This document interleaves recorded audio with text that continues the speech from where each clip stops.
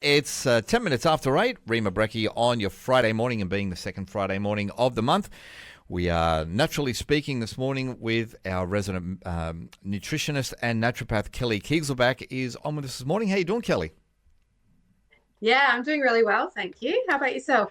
Great. It's look, all the better to see and hear you this morning. Now, obviously, Mother's Day is just around the corner, so I think everybody Mm, is trying to gear up for that one. Lots of probably last-minute shopping will be taking place for today and tomorrow, I would imagine, for I would think flowers. so. Yeah. Yeah, the flowers, the Here's a chocolates, the quick whole thing. reminder to everyone out there Yeah, who that's didn't right. realize. That's exactly right, gentlemen. That is your heads up. Kids as Yeah. well, and anyone else who wants to pick up something for their mum. And well, look, we thought we'd sort of cover a few pointers this morning, a couple of great tips for the mums in particular. Now, with probably around stress care and things like that, good healthy practices as well. So let's jump in this morning because look, it's probably one of the most stressful jobs out there, being a mum, I would imagine. Mm. So this morning, let's kick off with a couple of things to look at. Prioritizing sleep and nutrition is a huge one for anyone, but particularly for the mums, isn't it? Yeah, absolutely. I mean, these are like foundations of good health and being able to manage the busyness and the stress that comes with motherhood, and life, modern life, particularly in general. So, if we can't prioritize the sleep, and I know, some people out there are like, well, my child wakes up 5 times a night, and how am I supposed to do that kind of thing? And there's definitely those barriers. So it's really about doing what is within your control, and what's realistic for you, and potentially getting some support around that. So, if you are lucky enough to have support, then trying to get other people involved to help get the kids ready for bed, and then doing what you can to get yourself in bed on time, um, not staying up till all hours to do the dishes and get things organized, but actually understanding that if you can get a good amount of sleep, that's going to help you cope better the next day. Yeah. Now you mentioned obviously that with a lot of the mums out there, particularly if they are new mums, maybe Yeah. those first couple of years even where the little ones are sort of up and down like a yo-yo throughout the night, Yeah. different ones, but there is, I guess, scientifically, there's the kind of that, probably 7 to 9 is the recommendation for sleep patterns. But again, like you say, a lot of mums can't get that. So Mm. there, I think there may be the tendency there to kind of stress out about, I'm not getting enough sleep, or feeling a bit guilty about that. I mean, what would you sort of say to those mums this morning? Yeah, look, I think it's understanding that this is a season of life, and trying not to let it worry you. It can be very stressful and distressing, particularly if you're someone who's always needed a really good amount of sleep and you've always really relied on that. But I would suggest just not being too hard on yourself, remembering that this is a season, this too shall pass. Feels like you're going to be in that stage forever, but Right. you're not. And I'm also not opposed to naps and rest during the day. So, you know, um, taking whatever moments that you can grab throughout the day to kind of catch up on things, to have a little lay down, even like lying down for 20 minutes horizontal, um, if you can actually help your nervous system to recalibrate, regulate, drop, bring down some of those stress hormones.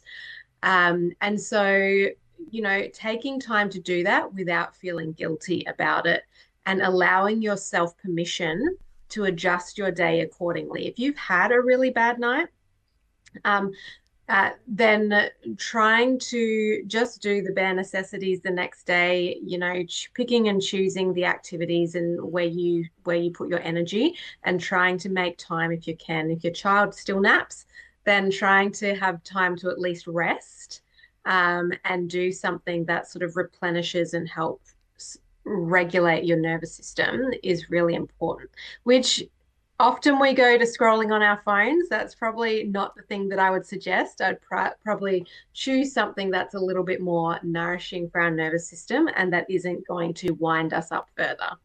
Yeah, the doom scrolling, it is such a trap, isn't it, for everybody? And I I think it think, is, and yeah, what we probably don't realize is that doom scrolling does create a physiological effect as well. It mhm, changes the way our chemicals respond in our brain. So it's not really true rest. It's yeah, not really allowing our minds that opportunity to really find the focus and to just calm down. So you know, that's modern life for you. We all yeah, think that right. Yeah, we love the feels like social. resting, but maybe it's not. Exactly right. We all love the social media at times, but boy, oh boy, it can be a massive, massive trap, can't it? And I've found that sometimes yourself, you will go to lay down and think, right, that's it. I'm going to take a quick rest, Mm, and a half hour later, an hour later, you're scrolling and you think, oh wait, I've got to go and do that thing now that I was supposed to do. I don't feel rested at all. If anything, I'm yeah. probably more hyped up. So, shutting everything off is probably the best idea. And again, I Yeah. love what you said as well about, even if you're just getting your body horizontal and laying there and just resting, you may not even have to go off to sleep. Um, Yeah. I remember reading a little while back about some studies that have been done on that, and that, the power naps are great. 15 minutes, half Mm, an hour. If you can take a power nap, that is awesome to recharge there. But even just getting horizontal and being still for a period of time is also yeah. a great way to switch everything off, bring those cortisol levels down, and everything else. Now, physical activity is another big one as well, isn't it? So, Mm. what sort of things we'll be looking at there, Kelly, just for the mums? Well, I think firstly, again, coming back to what you said earlier, kind of leaving the guilt behind, Right. it's not unusual for people to have really amazing fitness routines. They went to the gym all the time, they went out for their run every day. And then all of a sudden you've got kids and you're tired and you're busy and there's no space to be able to do that. And the kids want to stop every 2 seconds to pick up something. So it does become more difficult, but allowing yourself again space Hmm. to reframe what exercise or movement looks like for you. So the language can be helpful as well. So instead of talking about exercise, we talk about movement and thinking about more intentional move. Sorry, yeah, More functional. yeah. So rather than having a structured Hmm. routine in terms of exercise, just that more incidental exercise. So, if, going out for a walk with the kids or playing with the kids in the backyard, doing the gardening, doing some stretching, those kinds of things, which are a little bit easier sometimes with kids around, they all count. So doing as much of that kind of thing as you can. And the other thing I would say that combining movement with connecting with other mums or other friends, other people. So it can be much easier to go out for a walk with a friend. And, then you getting that social connection aspect, as well as getting some movement in as well. And that can be a really nice combination of those two things that are really so important for our health and mental well-being. Yeah, for sure. Now, another big one too is just that ability to be able to set boundaries and maybe even delegate some tasks to some other people in the family. Perhaps this may not always apply to the single mums there, or the young mums, I should say. If they're at home Mm. doing whatever. But we definitely can put that in there somewhere. So, how would we? How would the mums be able to? What are some of the pointers there that you'd be able to give them on how to set those boundaries that they really need in place, and maybe even again delegating some of those household things around a place. Yeah, I think the number one thing, and probably something that, you know, we all struggle with a little bit, is just firstly that honesty and having those conversations about what you're struggling with and the fact that you do need some help or could benefit from some help. I think that's a really starting point. And obviously, it's going to vary from person to person and their situation and how much support they have and how old their kids are. but really being honest about where you need that help.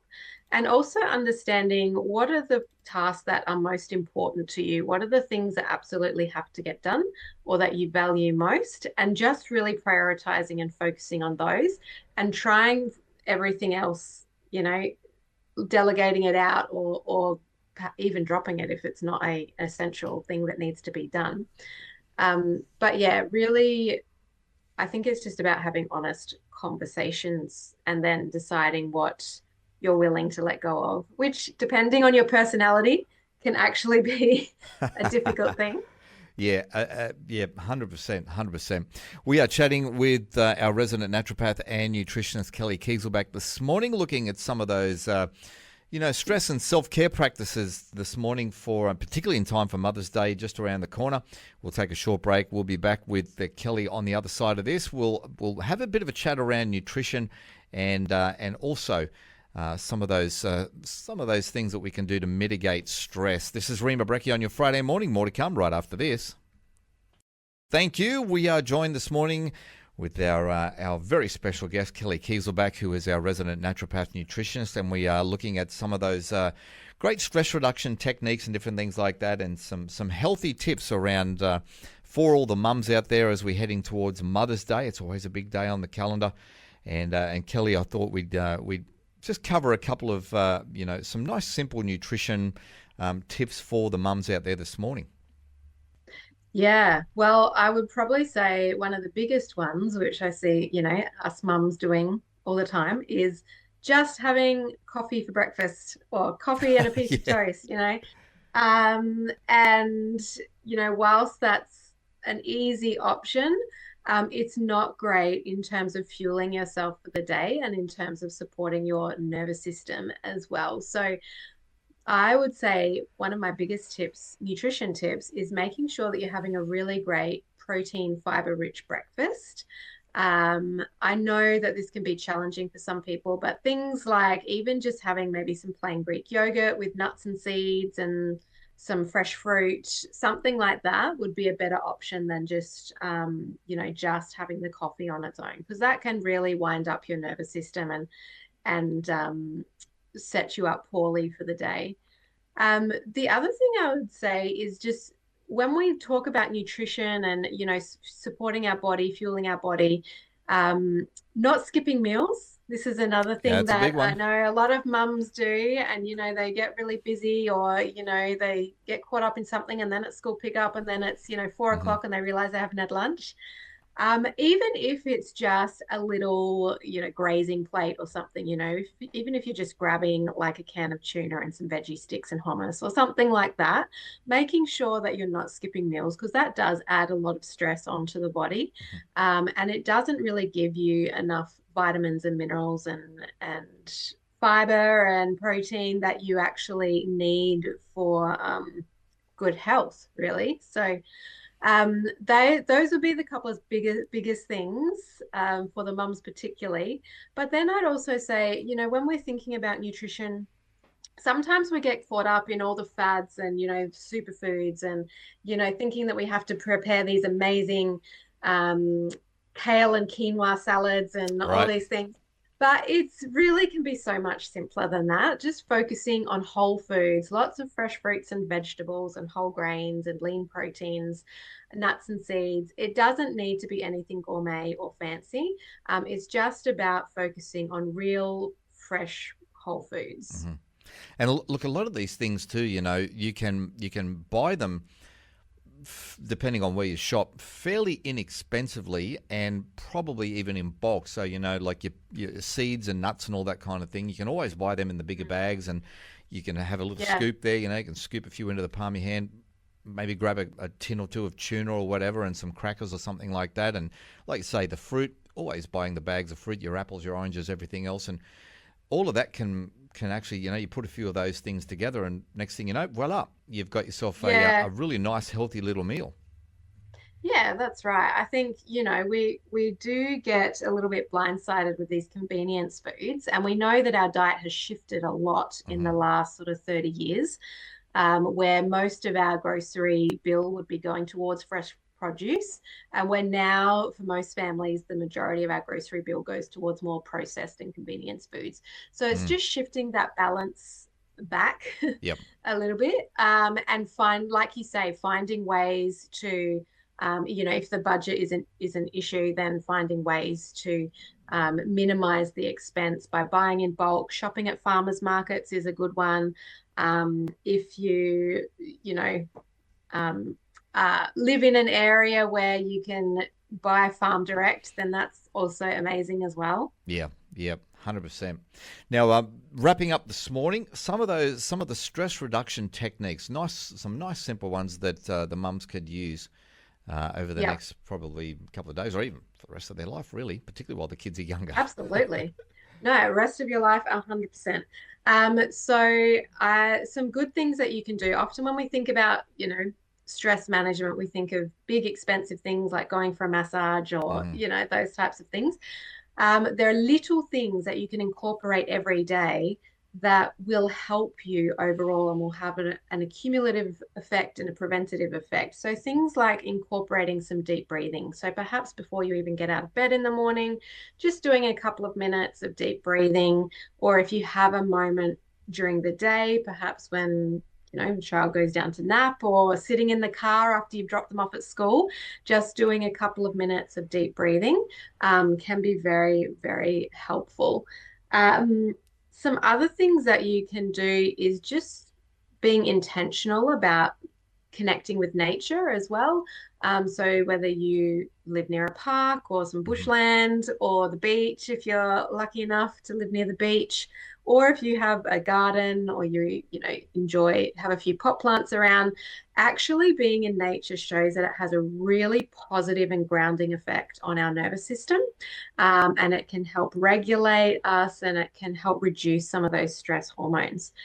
So that's a really simple thing you can do as well. And then, of course, there are like mindfulness activities, or mindful prayer. That kind of thing can be very, very useful.